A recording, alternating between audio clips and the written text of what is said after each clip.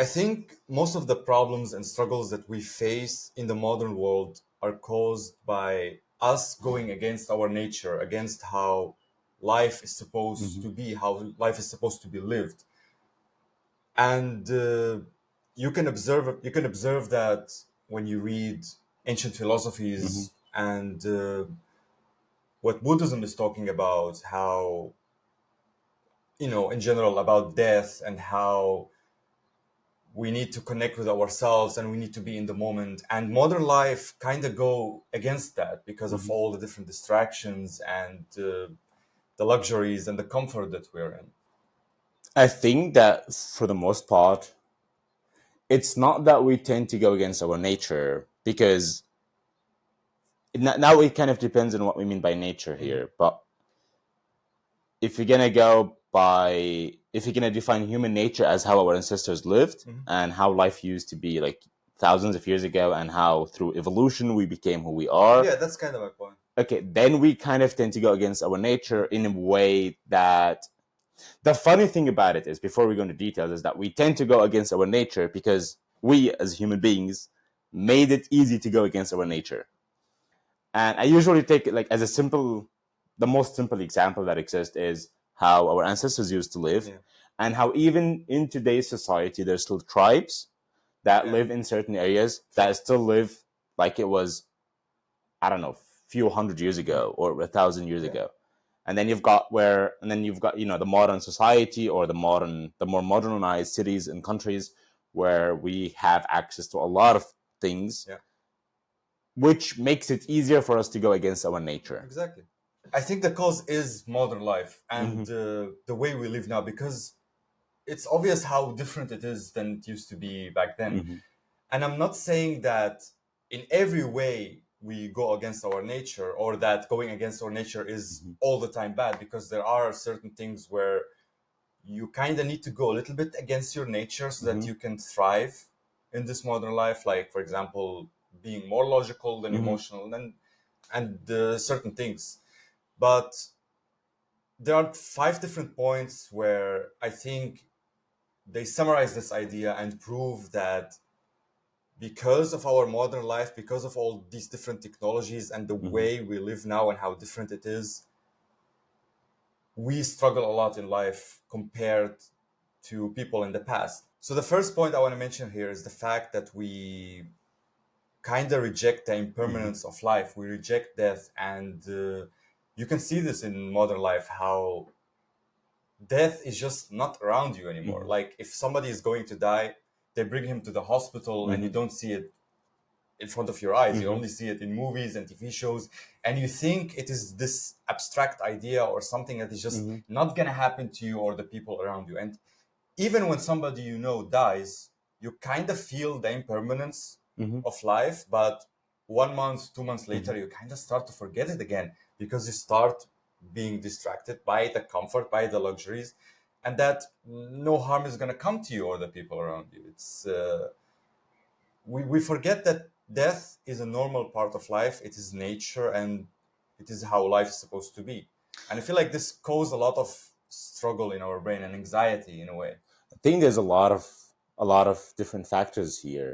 Like, don't forget, for example, that in the past, people used to actually fight to live. Mhm. Whether it's due to wars, viruses, illnesses, Yeah. lack of food, lack of Death was access to everywhere. clean water, and all of this. But in today's society, all of this, we don't have lack of food. So you're not going to die of starvation, Yeah. unless, of course, you're living in a, like, I'm not talking about the exceptions. I'm talking about the majority here. Exceptions, of course, are stuff like wars or third world countries or kids in Africa or whatever. But I'm talking about the majority here. In The general. majority here, or the general exactly, is that we don't have any of these issues. We don't have wars. We live in a peaceful times. We don't have lack of food. We have access to clean water. We have shelters, and we've got everything that doesn't really trigger this, self defense, this defensive mechanism where it's or survivability Yeah. mechanism. And then you've got also, on the other hand, as well, which is probably not as common of an argument as you would think, is that death is more than a normal thing for us. Why? We're bombarded by information due to, you've got news. how people are dying in wars. We're bombarded on social media by the death of many, many other people. That, sure, we don't know, and it doesn't affect us as much, but we know, like, we know when anyone is dying, technically, you know? But we And still then, perceive it in a way that it's happening far away. It's not happening to exactly. us. But at the same time, it's like when you know about death so much, like a lot of people dying, at some point you stop thinking about it and you start taking it for granted. Like, oh, okay, we're all gonna die one day. And you don't have to necessarily accept the fact that we're gonna die one day, but you're just taking it like, okay, this is just life, and you start not thinking about it as in a profound way as you should. So that also builds like a little bit of a gap or a wall between us and death. You know.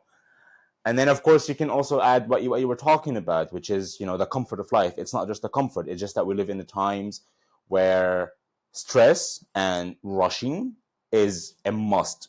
You don't see, it's so rare that you find someone who's just going through life and actually living.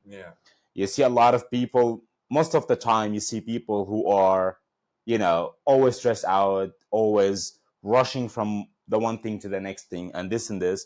And so they don't give themselves the time or the presence to feel and think about death. And so there's a huge disconnection. And even if somebody dies, instead of somebody sitting there and actually mourning the death, you know, they would do it for a day or two, but then, you know, they go back to work, they go back to their businesses, they go back to this and this, they go back to society, and then they start putting more and more distance between them and death.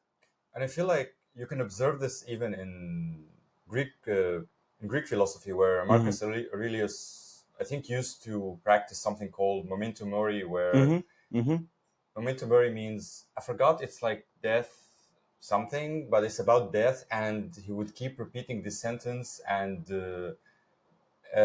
it's kind of like a reminder that no matter what you're doing, no matter the moment that you're in, if you are happy, if you are sad, you need to have this mantra, this reminder that this is coming. And this is not necessarily something negative or would make you depressed. It's just a reality check, just a reminder. And this happened like thousands of years ago, and now we're kind of just going in the opposite direction. So I feel like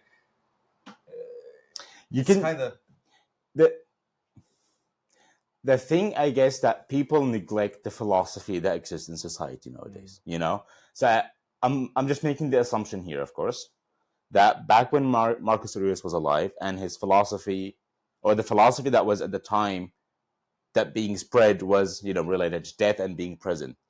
Today, in today's society, we have a completely different philosophy that spreads, you know, which is the psychology philosophy, how all our problems stem from our parents, you know, how we're all stressed out, how we all have our shadow sides, and how you should fight it, or, you know, let it in your life. You know, this is a philosophy that society kind of accepts as a whole, but I kind of and start spreading a little bit. And the philosophy that we have in today's life is way different than it was back then. It is, but I feel like it still has roots in Greek philosophy and in Buddhism. Definitely, like, these are definitely, all ideas definitely, that started yeah. there, that things that people figured out really long ago, and psychology is just modernized version. It's more scientific, you know, like we try to find evidence and proof in the psyche, in the mind, that these things are actually happening, but they're still coming from the same place.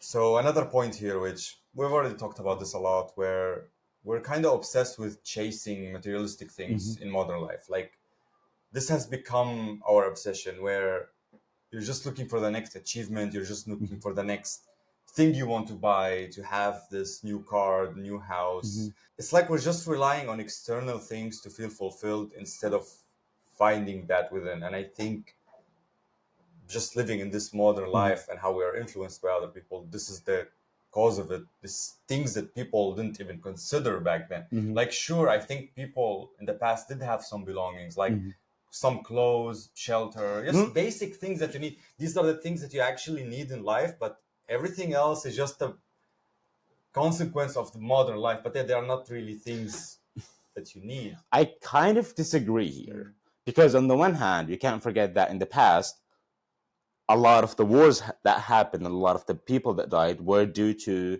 some king or some baron or something that was seeking treasures and seeking gold from another kingdom or another city or another king or whatever you want to call But it. isn't that because they were spoiled to be in that situation? Like now we are all kings living in a kingdom instead of being one But king. I'm trying to look at it from the perspective of humans always, as humans, we always want more. Okay.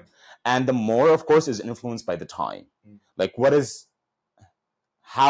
possible to get more? What options do I have? So you don't think it's something that's against human nature, but more aligning with it, maybe? It's a yes and a no matter. Okay. Why? Because I think there's a fine line. So I don't know how would that be placed in the human nature category, but I know that from Buddhism, from meditations, from Marcus Aurelius, that having less is always better, because the fulfillment should come from within.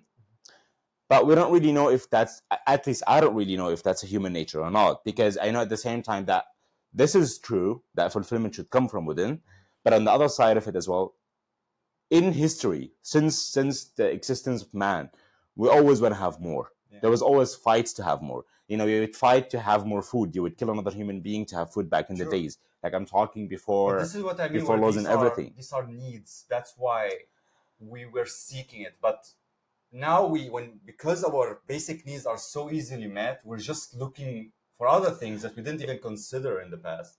But even in the past, like I said, they did fight to get more gold. They did fight, or they did seek more treasures. You have Vikings as an example. But wasn't that for survival in a way? Like they wanted their village not necessarily.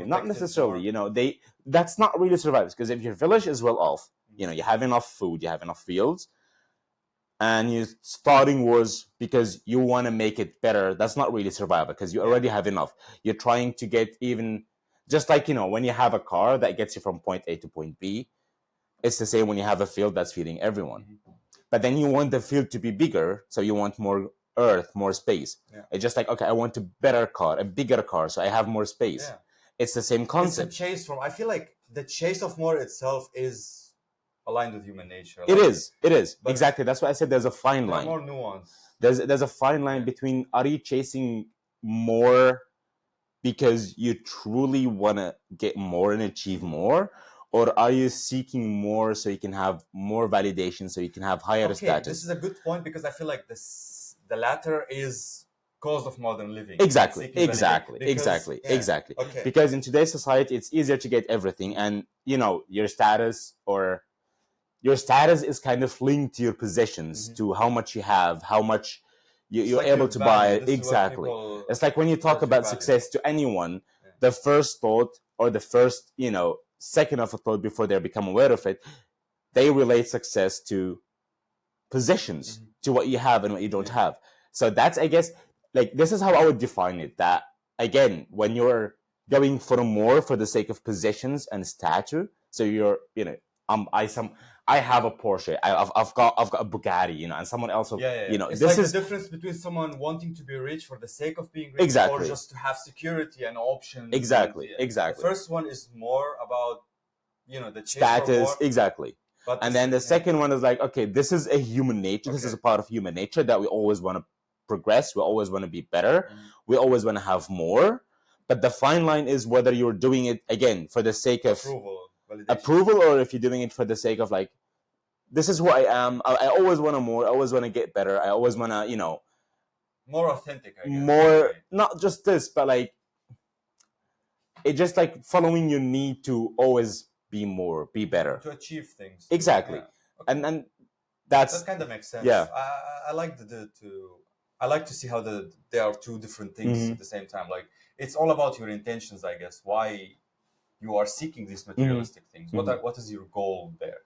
And this is also something you can observe in Buddhism, where being attached to materialistic thing is a cause of suffering. I think the Buddha said that, and I'm sure even in Greek philosophy you will find that somewhere in different ancient philosophies, where when you become too much obsessed, too attached to your materialistic items, then this will make you suffer when you start to lose these items one by one. So if you're more aligned to your nature, if you living more in a minimalistic way and of what you have right now, then there is nothing really to lose, and the less things you have to lose, the more you will be happy in the moment, I guess. The less you will suffer in general, or have anxiety that you might lose all of these different things. I think what you're referring here to is being attached. Yeah, attached to materialistic things. I guess. You know the old saying, true freedom is not when you own everything. True freedom is when nothing owes you. Yeah, It's not the exact statement. It's something This is between very this. good, It's very like, good. you know, it's not like you own everything, but it's that nothing owes you. Yeah, nothing owns you. Like nothing Exactly. held strings on you. Exactly. And in today's society, I feel like we're just too attached. It's because we put too much value on the things that we buy. Again, status, Not only things, even people, in a sense. Sure. It's all status related, you know. Oh, I've worked so hard to get to this position. I've worked so hard and put so much work to be able to buy this car or this phone. I've put so much effort to befriend this person. I've put so much effort into You don't this. want to lose that. Exactly. And then you start getting attached to it, and then the thing starts having ownership over you. Yeah. And then when anything, you know, start deviating and it starts getting like, okay, I might be losing this thing or this person. Anxious. Not just anxious, it's like your whole world is freaking crumbling. True.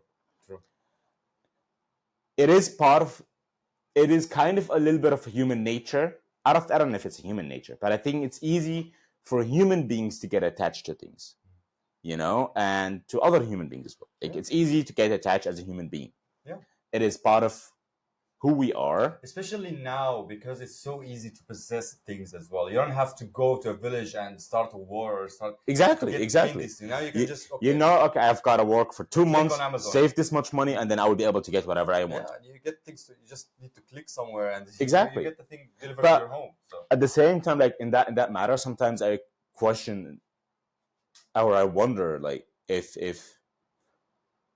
it is so much easier to attain anything you want in today's society. So why do we get attached to it so much? You know, in the past, you like literally what you said. You had to work to get something. You had to kill. You had to go to war. You had to do this and this. In today's society, you literally just have to work for a little bit, save up the money, with a one click on Amazon or any online web shop, and then the item is gonna get delivered to you. So why do you get attached to it? You know that you can do the same again to buy the same item or something better with a bit more work, you know?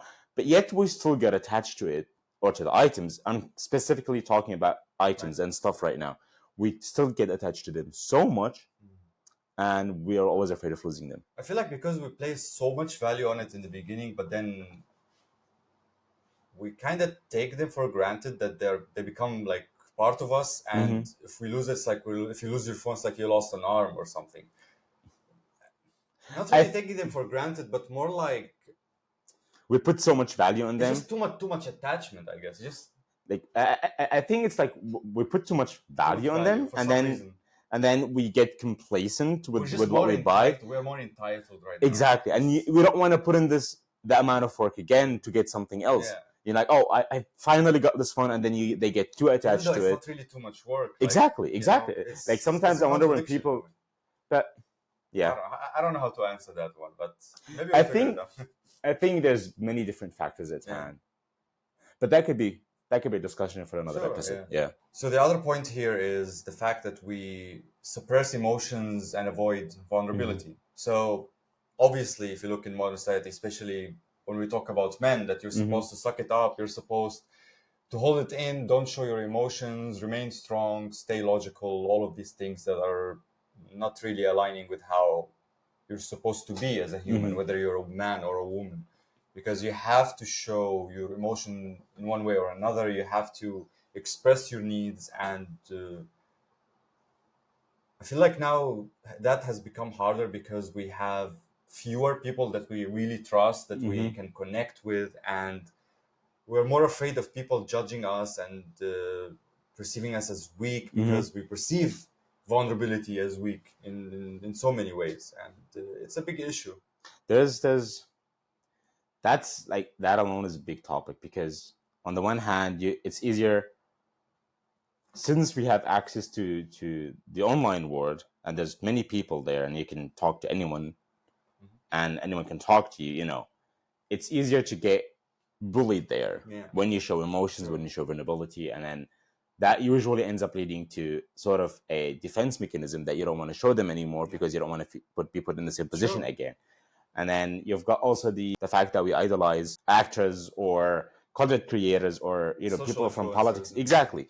We idolize them to the point that their picture, because they're putting a perfect picture on the internet, and most of those pictures include no vulnerability, no yeah, weaknesses, very no emotions. superficial, very shallow And then in a we way. start getting attached to that, Yeah. and then we start wanna be like them. Mhm. So we start getting rid of that, Yeah. And then also you've got the problem with the emotions and vulnerability, that it's such a huge topic in today's society. You've got these two factors, and then you can also add the fact, the movement. If you're going to talk specifically about men, we have the movement against men, where toxic masculinity and this, and then if you end up showing emotions, it's going to be like, oh no, men in the past didn't used to show emotions, they were strong, this and This this. is bullshit. And so you've got many factors. Like, I think even that applies to women nowadays, that when they show too much emotions, either other women or men will kind of be like, oh no, that's too much emotions for me, I'm not used, or I don't know how to deal with this. So they're gonna react in a way that will make the woman shut off. Yeah. So there's many, like, this is the topic of emotions, and I'm just repeating myself at this point, like always. The topic of emotions and It's a big vulnerability, one. it's a big one It's a that big has one. so many Sure. factors that are playing a role, Yeah. whether a big or a small one, Mhm. and it just escalating more and more and more. But I think it is our human nature for sure that Absolutely. we show, because we have emotions, we all have emotions, we all have weaknesses. And I get it when people It's say part they of don't our want to show biology. it. It's Definitely, evolutionary dude. psychology also, Definitely. because I think at this point many people know how emotions started to rise, like what the purpose was to be afraid when you see a bear, that you need to run away or you need to fight. This is why emotions started to rise in humans. And sure, in modern time there are certain situations where you should think in a logical way instead of being emotional, but this doesn't mean that you get rid of your emotion. And this is where I need to mention something important, where people misunderstand when we talk about stoicism. People think being stoic is just Showing avoiding no your emotions, emotion. yeah. No emotion, you're a robot, you don't show emotions. But this is really wrong, because stoicism is more about controlling your emotions, like realizing what you're feeling in the moment and knowing when you should express that emotion in the right moment and when you shouldn't. And even, I'm not sure if it was Aristotle or also Marcus Aurelius, where they would often shed a tear for things that are happening in their country, in their land, but at the same time they would preach about being stoic and how you should control your emotion. And some people see that as a contradiction, but no, it's actually exactly the point, that you need to find the right time to cry, to laugh, and the appropriate time to be more logical. Like, for example, you don't go to a funeral. When you go to a funeral, you might think about a joke or something, but you don't expressively laugh out loud, because this is rude, this is disrespectful. So in that moment, you need to be more in tune with other people. So I think also one of, like, the fact you pointed out, that we understand why we have emotions. Like when you're afraid of a bear, for example, attacking you, you understand why. yeah, But that's also kind of one of the problems, because I feel like in today's society we have put so much logic and so much understanding, or so much effort in trying to understand emotions and why they come, to the point that even emotions became logic. that's the problem. You Because know, we it's think not like, okay, I'm afraid. Nowadays, like, I'm afraid. Oh, I'm afraid because of my defense mechanism. I'm afraid because of I gotta survive, and this, and then you stop, and then the emotion kind of dissolve into being just an emotion, and it becomes more of a science. because Oh, we're I'm afraid trying to because of this and explain, we're this. trying to explain and understand these emotions too much, that they become only an intellectual topic Exactly, instead of feeling the emotions. exactly.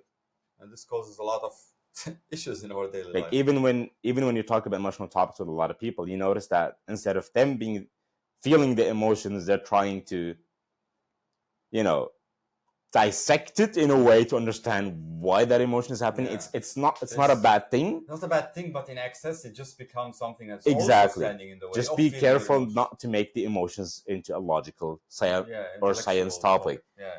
So the fourth point here, which is, I feel like, especially now, it's becoming more and more problem, is how we're disconnected from the present and just distracted with so many things. Mhm. And hey, I feel like the more social media and AI and technologies in general advance, the bigger this problem becomes. Because,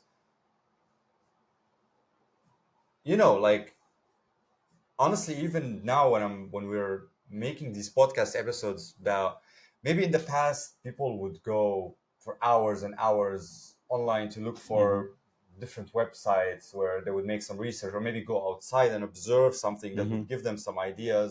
Now you can just go to ChatGPT, you have some idea, and it will spill out all the research that you need in a matter of minutes. And we're just living in a society where we're rushing things, we are multitasking things, we're just living in really this fast-paced life that makes us not even think about the moment we're in, just about the next thing, the future, the thing that you need to finish in an hour or two, or your schedule for tomorrow. And it's just But that's kind of been instilled into us since our childhood, you know, absolutely. especially in schools as well, when they're always talking about the future, you know, your college, yeah, how much you're gonna get paid, and this, and then you've got all this societal stress and pressure that is leading you to always worry about the future, and that kind of gets instilled into you, not just in relation to your career, but gets instilled into you regarding everything. And we tend to forget that, and Alan Watts said it himself. He said that making plans of the future is only of use to those who are able to live in the moment.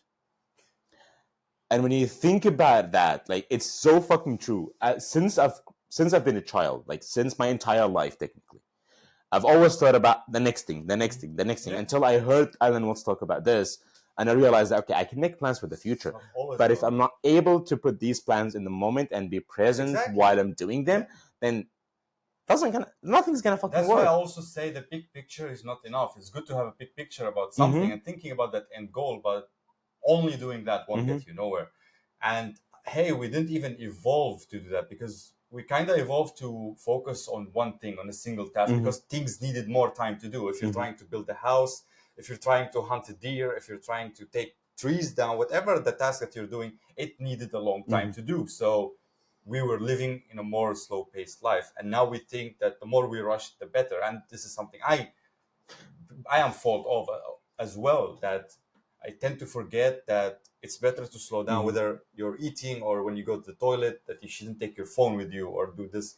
We're too used to trying multitasking. Exactly. to rush. It's like multitasking is a part of our daily life, just because everything is so easily accessible. You know, I do that as well. I'm always doing multiple things at the same time. But I kind of notice how damaging that is in the days where I try to slow down, where I try to take things, not to use my phone in the morning, to be more outside. I notice the difference, especially when it comes to anxiety and just, being angry in general. Because in these days where I manage to slow down, I'm just more peaceful. I'm more... Definitely, dude, because your brain is not rushing from one thing to another. The brain has There's the no space flood of information also. Exactly. The brain has the space to absorb and reassess whatever it is that you're taking in. It's just not like, okay, this is coming in, this is coming in, this is coming in, and then the brain is like, too much, man. The brain doesn't know what to do, and then the brain starts going, but that's why what the heck? Start getting anxiety by random things, or something. You suddenly think about something, or maybe you get a post, or maybe you get an email that you start to get anxious. Oh, what's going to be about? It's just, you can compare it to something in the past where somebody would see a bear and they get this fear. There's something that happened very rarely, but now it can happen so often in the same day, and that's kind of really fucked up if you think about. The more you think about it, I don't find. Here I kind of stand like in the middle, where I'm fine. It's good to be present, okay? But at the same time, I'm someone who enjoys multitasking. I enjoy flooding my brain in information. But at the same time, like, this is, again, there's a fine line, at least for me, where I like to make sure that, okay, I'm gonna flood my brain with a lot of shit at the same time, but at the same time, at some point during the same day, I will just take it easy and chill. I will be more present. Trying to make the I will balance. exactly. I will let my brain be able to dissect and, understand and interpret all the information that I've But this absorbed. is something that most people actually don't do. Exactly. That's why I'm saying. For me, I'm in the middle line. I'm like in the past, I've done both. Yeah. I've went to Either this or complete slow life, and I've went through the, 24/7 being flooded with information, multitasking, this and this, and I found that neither of them fits me entirely. Okay. So I started finding like the mid ground between where, like, I enjoy, especially because you're someone with ADHD and you need exactly. a lot of I also stimulation. enjoy the dopamine from I kinda relate multitasking. to this. I kind of. But at the same time, you still need to find the baseline for you. Like, okay, this is enough for today. Maybe I should start taking it slowly for the rest of the day. I feel like if someone just tries to have the morning being slow, it's just enough. If you just have like that would a few depend hours on the before person. you sleep and a few hours after you wake Technically, up, yeah. that kind of sets the mood, sets how the day is gonna be. So the last point here is, it's very related to the last one, which is because of these technologies and the advancement and the things that we have, we're kind of spending our time more indoors instead of being outside in nature. And kids in the past used to get grounded by remaining indoors. Nowadays, they get grounded by getting sent outdoors. But we came from nature. We, like, our ancestors lived in nature, lived outside under the blue sky, not in these. I mean, sure, at some point we did have houses and stuff, but most of the time was still spent outside. You can't. I just want to throw this out there. You can never compare modern houses to older houses. Why? Because modern houses are literally. Once you see this, you will not be able to unsee it. Modern houses in most countries, at least, luckily in Germany it's a little bit different, but in most countries they are made out of 4 walls that cover it from the outside with different rooms in the inside. It's like a fucking coffin. It's like spaces for stocks where you can just save them. And then you look at the high buildings, for example, you've got different floors. Every floor consists of a square or whatever you want to call it, and then it got like 4 small squares, and every 4 small squares got smaller squares, and then where each person can remain. It's like a freaking stack of stocks for and some humans. People spend most of their days in these 4 walls. Exactly. And in the past, we didn't have just these. The houses were made out of, houses were bigger. You had more space. Most houses had gardens in them, either inside or outside. And then you had some nature related to the house with the beauty of randomness that existed in these houses. In today's society, just fucking 4 walls. Yeah. And this is a big problem because we kind of have an innate love for nature because we came from nature. Definitely. And when you are disconnected from that, when you don't spend enough time, I don't know, in the trees, in the grass, laying in the ground, just, I don't know, going for a hike or something, then you're probably going to feel so many negative emotions that you can't even find the reason why are you feeling that way. But then you just go for a walk that you kept doing, and you finally do it, and you're like, fuck, I feel good right now. And this happens to me too often. Like, okay, I feel bad, I feel down, I don't know what to do. And people tell me go for a walk, but I don't feel like going for a walk. But when I actually go for the walk, at the end of it, I'm feeling, okay, I'm glad I did this every single time. But it's still really hard to make the decision to go for a walk. Brain is still body. No, body still brain moving, body moving, brain still something like this. What you mean? It's I don't even remember who talked about it. But it's like when you're going for a walk, like when you're walking or going on a hike or something, since your body is always moving, the brain is still, in the sense of the brain is focused on the task at hand because you're walking, and then the subconscious has time to, look at the information and everything. But when you're always sitting and you're not moving, the brain has the option of going wild and just going like jumping from one thing to the next, and then that causes a lot of, back and forth between your brain and your brain. Yeah, but I feel like it's not only about that, because there's also comparison if you are sitting at home here between the 4 walls, or if you're sitting outside in grass where you're surrounded by nature, because when you're sitting at home, you're trying to go external, and all you see is the fucking walls, and you're bound to go back to being to your anxiety, to your fears, to think about them again. It's like they're bouncing from the wall in a way. But if you are outside, even the wall is rejecting your problems, dude. but if you're outside, there's more external things you are also seeing with your eyes. You feel connected to nature. You feel more connected, and in return, kind of nature grounds you. It humbles you in a way. It makes you also slow down. Going back to the last point, exactly, it grounds you and humbles you because you start to feel things are okay, not like what the news was saying. Or look at it also like this: when you're in your room with the four walls, you are big, you matter, you know. Your ego is like, hey, this is my room, and I'm a bit big. I'm big here. I have my space here. But when you're in nature, you compare to nothing. That's very good. Like, and the subconscious realizes that because you're sitting there and you've got like an open field, for example, and you're just like a tiny dot, just like the thousands of trees there, and then you realize that okay, life is not all about me, and then you get grounded, and this is why also when you look at the night sky and you see the stars, it definitely gives you the same feeling, if not even more. It's like you're kind of zooming out from life, and you're looking at it from a different perspective. You can even try it. Go to nature, right? Find a small area, a small spot of nature, and sit there and focus on the tiny things.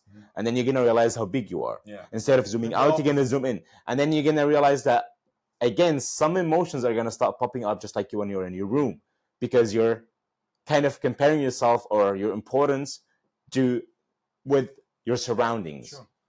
Okay, so we kind of talked thoroughly about these 5 points. So I want to ask you the question now. After discussing all of this, do you think that we find peace and fulfillment by embracing our nature or by going against our nature? I think my answer is I think that varies. That varies. You know, I'm someone. Okay, so hey, going with your nature, aligning yourself with your human nature is gonna do you well. You're gonna have more peace. You're gonna be more present. You're gonna feel more fulfilled. It's gonna also feel more natural to you. You know.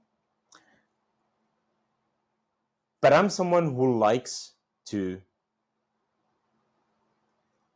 play a little bit in life. So I'm aligning myself with my nature. But at the same time, since I'm someone who likes, you know, I like dopamine. I like my brain rushing. I like the adrenaline. I love these feelings. And they kind of slightly go against human nature. So I'm someone who likes to add those to my life every now and then. Maybe more than every now and then, or more often than that. But I like to add that to have a little bit more spice. I like to call it nowadays like mystery. You know, I'm going to be more aligned with my nature, but I'm also allowing room for something mysterious to happen that probably will not align with my human nature. But as long as I'm not letting that thing take over me, especially for a long period of time, then that's good. So that's how I prefer it. Adapting to modern life, but you're still grounded. Exactly. Like you're still aligning with your human nature, but you're still allowing yourself also to enjoy what life or society nowadays, modern society, has to offer. I feel like I kind of agree with you in the sense of like, hey, yes, probably how our prefrontal cortex started to develop is probably something that is, I don't know, you want to call it an error, a glitch in the matrix, something that wasn't supposed to happen, but it happened and we are who we are. And I feel like even old philosophy like Stoicism, they don't say that you should never be logical or never be this. It's about embracing your nature, but also understanding when you should do something. It's about the balance. Even in Buddhism, it's about the balance. It's about, even Taoism, it's about moderation, finding the middle point. It's not about, I'm going to live just completely hippie style and be all the time in nature and not use any technology. It's not necessarily about that. Even if you look at it from a different point of view, you know, all these philosophies that we talk about and that we try to follow, none of them tell you how you should live your life. Yeah, sure. None of them, you know, like unlike philosophy in modern society or in modern times, where they always tell you how you should be living your life or what you should be doing or not should be doing. And stuff. Exactly. In the past, It wasn't about None of them told you how to live your life. They told you how life is and how life should be. They tell you reasons why your life could be misaligned. That's Exactly. That's it. But like, then no one is telling you like, hey, you should stop using your phone, or hey, you should stop doing this and this. No. They tell you, or they talk. They don't even tell you. They talk about how life is in general, and it's up to you, and how life should be lived, and how is our experience with life. And then they leave that. I don't know if it's intentional or not, but there's always room for the person who's learning that philosophy to decide for themselves whether they want to, live completely like that or according to that philosophy, or if they want to kind of have a little bit of mix between this and this. Sure. And I find that it's like you said, it's like the balance, you're kind of mixing things up to see what fits you, what fits your personality, your who you are, the lifestyle that you want, all of this stuff, So I think it's kind of about not only about balance, but also about acceptance. And in that sense, I mean also that life changes. Like the way we're living now is very different to how we used to live. Doesn't mean that we need to just yearn for this old way of living that I wish I could be born 500 years ago. It's not about that. It's about accepting that life is different now and finding a way to adapt to it while having balance, where you know who you are, you're aligned to your values, you accept your human nature, but also find ways to, I guess, mesh in society, to be part of not necessarily mesh, to just find ways to, enjoy, I guess, what life has to offer. Yeah, but your life have currently to think about it, because it's really hard to live now without being in society. So you kind of need to adapt a little bit, even if something is not, I don't know, you don't really like. But I actually disagree with this. I don't find it necessarily to find a way to mesh into society and adapt to it. Like, I find it just like accepting. No, just like enjoy what life has to offer. Find your human nature, figure out how you want to live, and you have to go through a lot of things to discover that, or at least have a little bit of a small idea about what it could be, and then leave a little bit of room for mystery and to be able to enjoy what life has to offer you at this point. Not to mesh into society and then try to belong and try to be part of this group. This is not necessarily what I mean. I kind of mean more that you kind of have to live in society, not really mesh like you're trying to get validation or not even this, because like if you're gonna talking about mesh into society from the perspective that you meant, and you don't like society here, you can just move to some other country where people live like how people lived thousands of years ago. There's tribes. You could do this. So it's not about meshing into society. It's about just enjoying what life has to offer based on the life that you want. Like where you're aligning yourself with your human nature, leaving a little bit of room for mystery, and enjoying what life has to offer. If you don't like your current situation, we have the possibility in modern society where you can move to somewhere else and see how somewhere else is. Sure. You don't have to kind of like, okay, I don't like this, but I still will blend it into my life, even though it's going to make me unhappy, just so I can mesh into a society. True. There's other options. That's the society that we live in nowadays. Like just to end it here, what I was kind of mentioning there, that in modern life in these days, it's really hard to find a place where you don't have technology, you don't have bureaucracy, you don't have, it's possible, you could do that, but how common is that? How is it really easily available, easily possible? For some people, it's really not. Like, for example, I want to live in a van somewhere in nature. Okay, how can I afford that even? It's not something necessarily the easiest thing to do. So you kind of have to accept certain things that you don't like, whatever country you're going kind of accept the hand that you were dealt. Exactly. Yeah. So there are things you're not going to like, but if it's at least giving you room to live the life that you want, then it's okay. Because whatever you're doing, wherever you are, there will be things that you're not going to like. I guess this is what I kind of meant with meshing in society, which is accepting the hand you were dealt. Acceptance and finding balance in your life. Mhm. That's it. Definitely. Yeah. I guess that's it for this episode. That's it for this episode. Thank you so much for watching. And I'll see you in the next one.